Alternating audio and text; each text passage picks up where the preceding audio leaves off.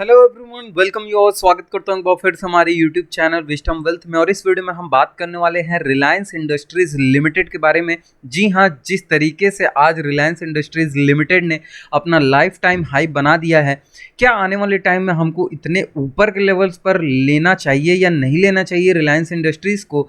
क्या इसके फंडामेंटल्स हो चुके हैं अब बढ़ने के बाद? क्या रिटर्न्स दिए इसने पिछले 6 स्पैन पर, वो भी बात करेंगे। साथ साथ ये भी देखेंगे कि जो टेक्निकल्स हैं वो क्या बोल रहे हैं, हमको किस सपोर्ट जोन पर बाय करना चाहिए या नहीं करना चाहिए। तो सारे विषयों में बात करेंगे इस वीडियो के माध्यम से। लेकिन उससे पहले एक छोटी सी रिक्वेस्ट है कि अगर चैनल को सब्सक्राइब नहीं किया है तो प्लीज़ सब्सक्राइब कर लीजिए, अभी बेल नोटिफिकेशन ऑन कर लीजिए और यहाँ पर जुड़ जाइए। तो देखिए, चलिए सबसे पहले हम बताते हैं रिलायंस इंडस्ट्रीज़ लिमिटेड के बारे में। मार्केट कैप, रिलायंस इंडस्ट्रीज़ के बिजनेस इंगेजमेंट की मैं बात नहीं करने वाला इस वीडियो में, क्योंकि आप सभी को पता है कि किसके रिलेटेड रिलायंस काम करता है। कोई ऐसा सेक्टर नहीं बचा जिसमें रिलायंस ने हाथ नहीं लगाया हो। इंफ्रास्ट्रक्चर से लेकर पूरे रिफाइनिंग, पेट्रोलिंग, पेट्रोकेमिकल्स, मार्केटिंग, मतलब हर फील्ड में रिलायंस इंडस्ट्रीज़ का यहाँ पर हाथ है। Come to the point, market cap क्या है, करंट प्राइस क्या है, डिविडेंड क्या हो रहा है, अभी क्या नहीं हो रहा है, सब बस इस पर थोड़ा थोड़ा हम जल्दी देखकर फिर टेक्निकल्स पर स्विच करेंगे।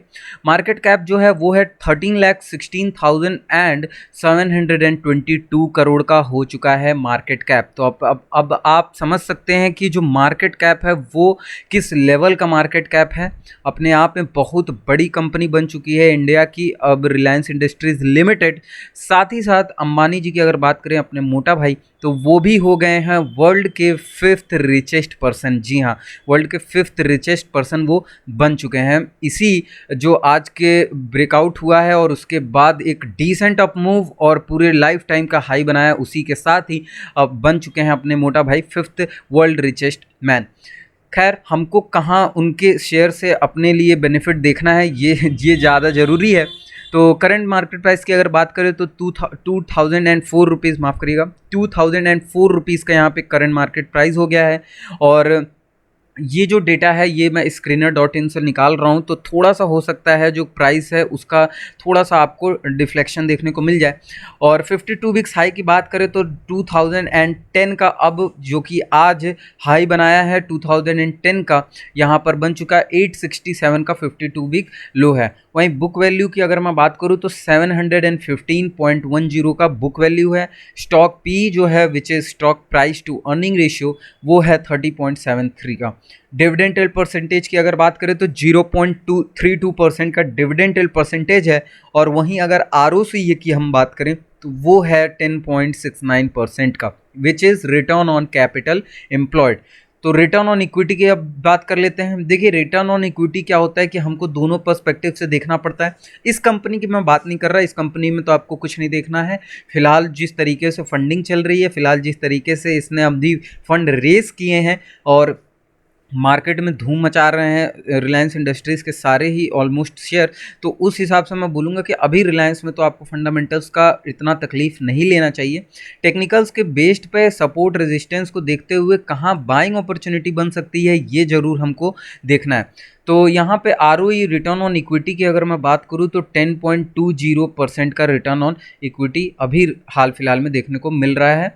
और सेल्स ग्रोथ जो है वो है प्रीवियस 3 इयर्स के हिसाब से अगर देखें तो 25.16% का यहाँ पर सेल्स ग्रोथ।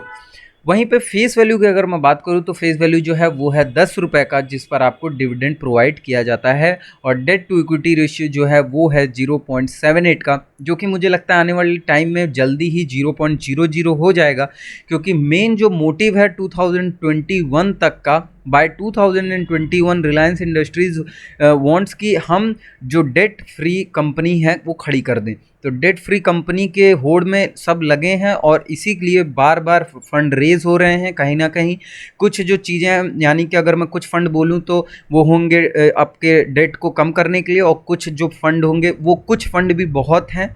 और वही चीज़ जो है उसी से जो भी सेगमेंट है, न्यू सेगमेंट है, उसमें रिलायंस इंडस्ट्रीज जो है वो एंटर करेगा। तो ये हो गई फंडामेंटल्स की बातें। अब चलते हैं, स्विच करते हैं यहाँ पर हम रिटर्न्स पर और देखेंगे रिटर्न्स क्या दिए अभी तक फ़िलहाल के समय में। 1.64% का अगर रिटर्न मैं बोलूँ तो आज के दिन के रिटर्न है। जी हाँ, वन डे का 1.64% अपने आप में बहुत बड़ा परसेंटेज होता है। और यहाँ पर अगर मैं वन वीक की बात करूँ तो 2.84% का यहाँ पर आपको देखने को मिलेगा वन वीक का। वहीं वन मंथ की अगर हम बात करें तो 12.05% का यहाँ पे वन मंथ का रिटर्न रहा है।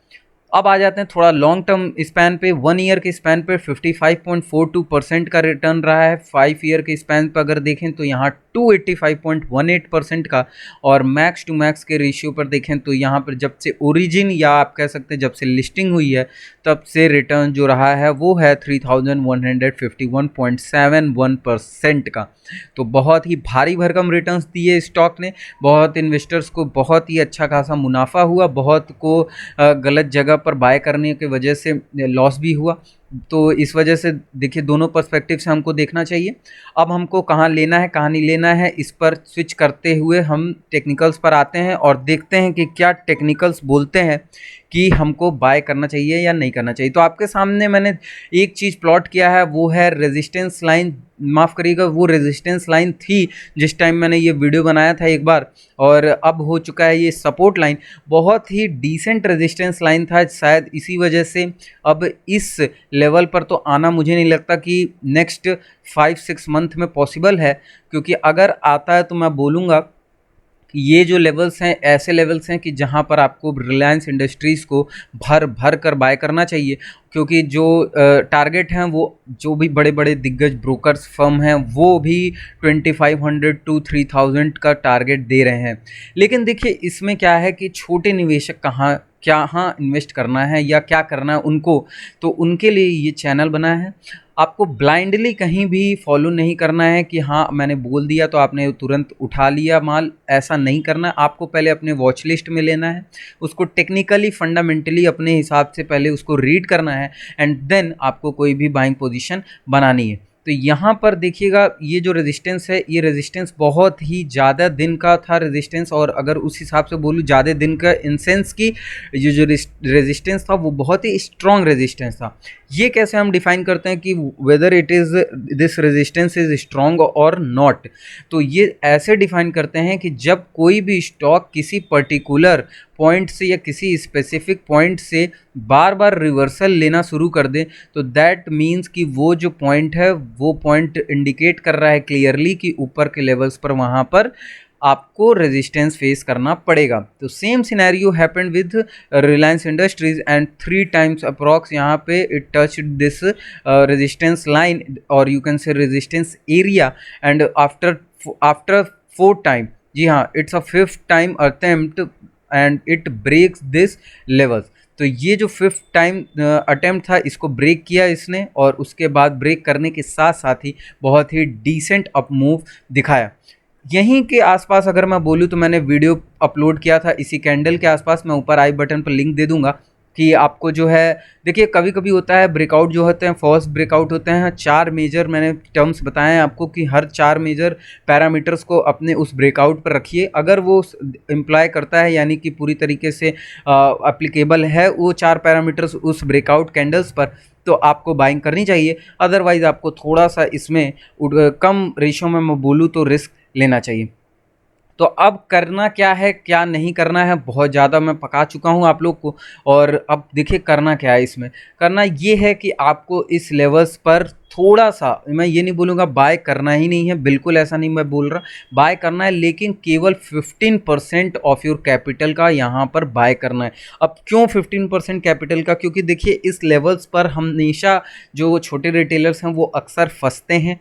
क्यों? क्योंकि उनको लगता है कि अभी तो रिसेंटली ब्रेकआउट हुआ है, रिसेंटली इतना ऊपर चला गया, अभी और ऊपर चला जाएगा। हाँ नो डाउट और ऊपर जाएगा, लेकिन कभी कभी जब करेक्शन होता है ऐसे हाई वॉलेटिलिटी स्टॉक्स में तो उनकी लिक्विडिटी ज़्यादा होने की वजह से आपको क्या मिलता है कि आप सपोज़ 100 स्टॉक्स खरीदते हो, 100 में एक दिन में कभी कभी मूव जो है वो -70 -60 पॉइंट हो जाता है, तो आप सोच सकते हो कि आपका लॉस कितना होगा। आप according to that you can calculate. तो इसीलिए मैं हमेशा से बोलता हूँ कि उतना ऊपर पे भी नहीं, ऐसे स्टॉक को हमेशा आप करेक्शन पर खरीदेंगे, जिस तरीके से इस करेक्शन के बारे में मैं बताने वाला हूँ।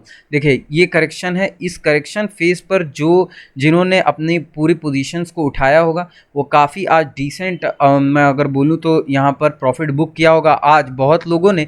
और यहाँ पर अभी एक और मौका मिलेगा, और एक ही मौका नहीं, बहुत सारे मौके मिलेंगे जहाँ पे आप पोजीशन बाय कर सकते हैं। और अगर और भी अच्छा पोजीशन देख रहे हैं तो मैं बोलूँगा ये जो लेवल्स हैं, ये लेवल्स को आप वेट करें, और जैसे ही ये लेवल्स आपके सामने आते हैं इस लेवल्स पर आपको बाय करना है। क्यों अब ये लेवल सामने आएंगे तो बाय करना है? क्योंकि ये जो था ह्यूज रेजिस्टेंस था, ब्रेकआउट दिया, अब यही रेजिस्टेंस बन जाएगा इसका सपोर्ट, और बहुत ही डिसेंट सपोर्ट बनेगा। इस वजह से मैं ये चीज़ बोल रहा हूँ कि अब आपको यहाँ इस लेवल के आसपास जो है बाय करना होगा इस चीज़ को, और यहाँ पर भी ब्रेक डाउन ना हो इसका भी हमको ख्याल रखना है। विद हाई वॉल्यूम अगर ब्रेक डाउन होता है तो हमको यहाँ पे भी नहीं लेना है। तो देखिए ये जो लेवल्स हैं, अब आप बहुत बोलेंगे कि आप लोग में से कि ये जो लेवल है शायद आपको पता नहीं है, मुझे नहीं पता, लेकिन मुझे पता है 1662, 64, 68 एंड 70 के आसपास का लेवल्स है। अब मैं ऐसा क्यों बोल रहा हूँ? क्योंकि देखिए मार्केट में रिलायंस को आपको पता होगा कि निफ्टी 50 में रिलायंस ऐड है, HDFC ऐड है। ऐसे सब स्टॉक्स में जब वॉलेटिलिटी ज़्यादा होती है, लिक्विडिटी ज़्यादा होती है, तो उस सिनेरियो में क्या होता है कि रिलायंस अगर गिरता है, साथ साथ HDFC गिर रहा है, या 2-3 हाई वेटेज अगर स्टॉक्स गिर रहे हैं, तो निफ्टी भी कहीं ना कहीं ड्रैग होता है। और उसी का सिनेरियो, उसी के सिम्टम्स जो हैं वो पूरे स्टॉक्स पर देखने को मिलते हैं। तो अगर रिलायंस जो है गिरने लगा और यहाँ से गिरकर मान लीजिए मुश्किल से 20-25 पॉइंट भी नीचे आता है, फिर से भले ऊपर जाता है, तो जो छोटे रिटेलर्स हैं वो ईजिली ट्रैप हो सकते हैं। तो इसीलिए मैं बोल रहा हूँ कि हर करेक्शन पर आपको बाय करना, ऐसा नहीं है कि बाय नहीं करना, हर करेक्शन पर आपको बाय करना है for a good long term investment. यानी कि अगर टारगेट की बात करें तो टारगेट को आप ओपन कर दीजिए, लेकिन एसएल जरूर रखिएगा, चाहे वो इन्वेस्टमेंट हो, चाहे आप स्विंग कर रहे हो, चाहे पोजिशनल कर रहे हो, वेदर इट इज़ मुझे नहीं पता, लेकिन आप एसएल, स्ट्रिक्ट एसएल जरूर पुट कर लीजिएगा। ठीक है, तो ये चीज़ें थी, ये सिनेरियो थी इस वीडियो के माध्यम से जो मैं कि समझाना चाह रहा था आप लोग को। वीडियो अच्छी लगे तो लाइक करिएगा, सब्सक्राइब करिएगा, चैनल को बेल नोटिफिकेशन ऑन कर लीजिएगा, जिससे कि सारे लेटेस्ट अपडेट आपको मिलती रहे।